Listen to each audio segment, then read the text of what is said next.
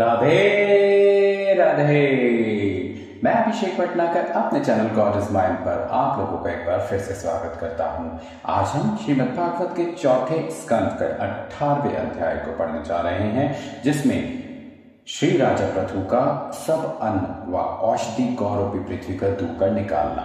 जिस तरीके से हमने पिछले अध्याय में बताया था किस तरीके से नारायण के अवतार राजा पृथु हुए थे और उन्होंने किस तरीके से धरती में से सारा अन्न और जितने भी सारे सोना हीरा पन्ना ये सब कुछ निकाले थे, उन्हें दो हाथ और किस तरीके से बाहर आए थे, उसके बारे में हम आपको आज बताने जा रहे हैं। ये सब ऐसा इतिहास है जिसका जानना बहुत ज्यादा जरूरी है। तो चलिए करते हैं आज की कथा की शुरुआत एक बार फिर राधे राधे के नाम के साथ। मैत्री जी बोले, हे विदुर, गौरवी पृथ्वी ने राजा से कहा कि महाराज, मैंने पेन के अधर्म करने से अन्न व औषधि आदि इसलिए अपने में छिपा लिया कि पेन राज्य में संसारी लोग होम व दान करना छोड़कर सब अन्न अपने खर्च में लाने लगे थे। देवता व अग्नि का भाग देना उन्होंने बंद कर दिया था, इसलिए अधर्मी लोगों का पालन करना मैंने उचित नहीं जाना। अब तुम धर्मात्मा राजा अवतार लेकर पहले की तरह अन्न व फल उत्पन्न होना चाहते हो तो तुम वेद का मंत्र पढ़कर योगाभ्यास के साथ गौ के समान मुझे दुहो। जो कुछ मैंने गुप्त कर लिया है और जिस चीज की तुमको इच्छा हो सब मुझसे दूध की तरह निकले। पहाड़ों का बहुत बड़ा बोझ मेरे ऊपर पेट खाने रखा है, आप उसे उठाकर एक तरफ धर दीजिए तो बहुत सी पृथ्वी खाली हो जाएगी। अनेक जगह ऊंची नीची धरती जो गड्ढे के समान है उसे पाट कर बराबर कर दीजिए, तब मेरे ऊपर सब जीव आराम से रहकर खेती आदि व्यापार करके बड़ा सुख पाएंगे, किसी को दुख ना होगा। बरसात बीतने पर भी जीवों के पीने और खेतों के सींचने के लिए सब जगह पानी रहेगा।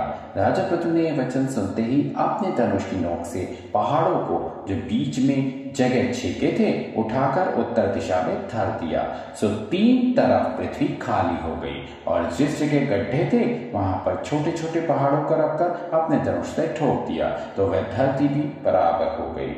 वहां राजा ने बहुत सी जगहों पर नगर व गांव बसाए। जहां पानी की जरूरत थी वहां तालाब, बावली व कुआं आदि बनवा दिया, जिसमें सब जीवों को सुख मिले। तब गौरवी पृथ्वी ने प्रसन्न होकर कहा, हे पृथ्वीनाथ, अब मुझे दुहो, पर दुहने का बर्तन और बछड़े की सूरत अनेक वस्तुओं के निकालने के लिए जुदा जुदा बनाओ, जिसमें सब पदार्थ मुझसे निकले। पहले भृगु व दुर्वासा आदि ऋषिवरों ने गौरवी पृथ्वी को दुहा तो उसमें से वेद निकला। ब्राह्मणों ने प्रसन्न होकर कहा, हम लोगों को यही चाहिए। फिर देवता, गंधर्व, दैत्य व राजा पृथु आदि उस गौ को दुहकर अनेक प्रकार के फल व अन्न व औषधि आदि प्रयोजन की सब वस्तुएं उसमें से निकली। दुहने का बर्तन और बछड़े का स्वरूप पृथक पृथक बनाया था। हे विदुर, पृथ्वी कामधेनु गाय के समान है, इसलिए सब लोगों ने अपनी इच्छा पूर्वक गौरवी पृथ्वी को दुहकर सब तरह की वस्तुएं निकाल ली। देवता और ऋषिवर ने पृथ्वी को आशीर्वाद दिया कि पहाड़ व समुद्र आदि का बोझ तुझे कुछ मालूम नहीं होगा, परंतु साधु व ब्राह्मणों को दुख देने वाले अधर्मी सब तेरे ऊपर अपना चरण रखेंगे, तब तू उन्हें उनके भार से दुखी होगी। उस समय नारायण जी अवतार लेकर अधर्मियों को मारकर तेरा बोझ दूर करेंगे। देवताओं और ऋषिवरों का यह वरदान सुनकर पृथ्वी अपना रूप धरकर राजा पृथु को आशीर्वाद देकर अपने स्थान को चली गई और संसारी जीव अन्न व फल उत्पन्न होने से प्रसन्न होकर अपने कर्म व धर्म में लीन हुए तथा नगर व गांव में सुखपूर्वक रहकर राजा पृथु को आशीर्वाद देने लगे। इस तरह समाप्त होता है हमारा 18वां अध्याय। अब 19वें अध्याय की तरफ बढ़ते हैं।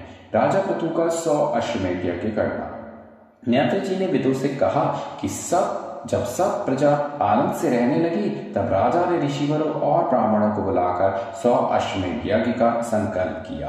वे ब्रह्मवर्त में स्वयं मनु के स्थान पर निष्काम यज्ञ करने लगे। सो उनके धर्म के प्रताप से घी, दूध, दही की नदियां प्रकट होकर संसार में बहने लगी। रत्न, मोती, सोना, चांदी और तांबा आदि की खानें समुद्र व पहाड़ों में बिना खोदे प्रकट हो गई। इसलिए उनके राज्य में कोई दुखी व दरिद्री नहीं रह गया। राजा ने शास्त्र के अनुसार श्यामकर्ण घोड़ा छोड़कर अपनी सेना उसके साथ कर दी। वह घोड़ा 7 द्वीपों में फिरकर चला आया। किसी राजा में ऐसी सामर्थ्य नहीं थी जो पृथु का घोड़ा बांध सके। सब राजा उनके अधीन रहकर अपने अपने देश का पैसा उनको देने लगे। इसी तरह राजा ने 99 यज्ञ संपूर्ण करके जब 100वां यज्ञ आरंभ किया और श्यामकर्ण घोड़ा छोड़ा, तब इंद्र ने सोचा कि 100वां यज्ञ संपूर्ण होने पर राजा पृथु मेरा इंद्रासन छीन लेंगे, इसलिए इस घोड़े को बांध लेना चाहिए जिसमें 100 यज्ञ संपूर्ण ना होने पाए। ऐसा विचार कर इंद्र अपने बेटे से बोला कि तू जाकर यह घोड़ा किसी तरह पकड़कर हमारे पास ले आ। जब इंद्र का बेटा घोड़े को पकड़ने के लिए आया, तब उनके साथ बड़े बड़े योद्धा देखकर डर के मारे उसे पकड़ नहीं सका और इंद्र के पास जाकर बोला कि मेरी सामर्थ्य नहीं है कि मैं घोड़े को पकड़ सकूं, तुम में बल हो तो पकड़ लाओ। यह वचन सुनकर इंद्र ने विचारा कि राजा पृथु बड़े धर्मात्मा और बलवान हैं, उनके सम्मुख लड़कर हम घोड़ा नहीं ला सकते, इसलिए कुछ छल करके घोड़ा लाना चाहिए। ऐसा विचार कर इंद्र योगी का रूप बनाकर घोड़े के पास गया। तब राजा ने विचार कर इंद्र योगी का रूप बनाकर घोड़े के पास गया। तब राजा के नौकरों ने योगी समझकर उनको वहां जाने से मना नहीं किया। तब इंद्र उस घोड़े का पाक पकड़कर आकाश मार्ग से अपने लोग को ले चला। राजा के सैनिकों ने यह हाल देखकर राजा से जाकर कहा कि महाराज, एक ही मनुष्य योगी का रूप बनाकर घोड़े को आकाश में ले उड़ गया है। यह वचन सुनते ही राजा ने ब्राह्मणों से पूछा कि तुम अपनी ज्ञान दृष्टि से देखो, वह योगी कौन है जो हमारा घोड़ा ले गया। ब्राह्मणों ने दिव्य दृष्टि से देखकर कहा, हे राजन, तुम्हारा घोड़ा इंद्र इस डर से अपने लोक में लिए जाता है कि 100 यज्ञ संपूर्ण होने पर मेरा इंद्रासन छूट जाएगा। यह वचन सुनकर राजा बोले, मैं इंद्रलोक लेने की इच्छा नहीं रखता, परंतु इंद्र मेरा यज्ञ बंद करना चाहता है, इसलिए घोड़ा अवश्य मंगवाना चाहिए। ब्राह्मणों से यह कहकर राजा ने अपने पुत्र विजिताश्व को आज्ञा दी कि तू अभी जाकर घोड़ा ले आ। राजा ने अत्रि मुनि को भी उनके साथ कर दिया। अत्रि मुनि और विजिताश्व जब इंद्रलोक के पास पहुंचे, तब इंद्र को घोड़ा लिए हुए जाते देखा। राजकुमार ने सर्वंत नामक बाण धनुष पर धरकर जैसे चाहा कि इंद्र की छाती में मारे, वैसे ही इंद्र अपने प्राण के डर से घोड़ा वहीं छोड़कर अंतर्ध्यान हो गए। विजिताश्व ने घोड़ा पृथु के पास लाकर इंद्र के भागने का हाल कहा।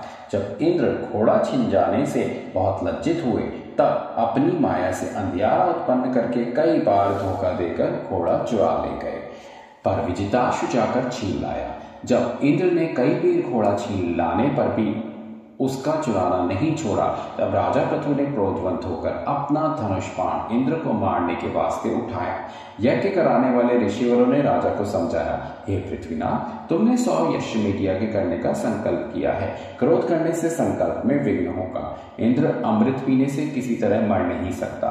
जब ऋषिवरों के समझाने से राजा का क्रोध शांत नहीं हुआ, तब ब्रह्मा जी ने नारद मुनि समेत यज्ञशाला में आकर राजा से कहा कि तुम इंद्र के मारने की इच्छा मत करो, तुम्हारे हाथ उसकी मृत्यु नहीं है।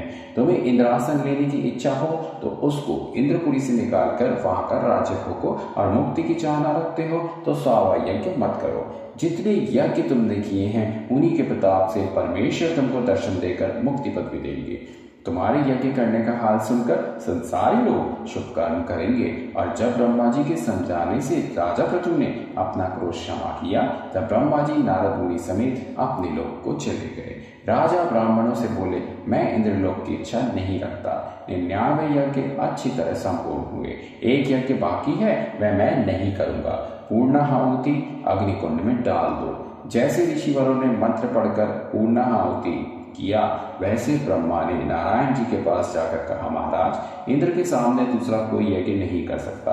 राजा परम भक्त पृथु का संकल्प झूठा ना होना चाहिए। आप संसार के मालिक हैं, जैसा उचित हो वैसा कीजिए। यह वचन सुनते ही परमेश्वर त्रिलोकीनाथ ब्रह्मा और इंद्र को अपने साथ करुण पर बैठाकर पूर्ण आहुति डालने के समय पृथु की यज्ञशाला में पधारे। उन्हें देखते ही राजा पृथु सब ब्राह्मण ऋषिवर समेत खड़े होकर वैकुंठनाथ को दंडवत करके स्तुति करने लगे। तो यहाँ समाप्त होता है हमारा 19वां अध्याय। बाकी के अध्याय हम कल पढ़ेंगे। तो इसी तरह करते हैं आज के दिन की शुरुआत एक बार फिर राधे राधे के नाम के साथ। आपका आज का दिन बहुत अच्छा निकले और आप अपनी जिंदगी में श्रीमद् भागवत के गुणों और रहस्य को समाते चले जाएं। राधे राधे।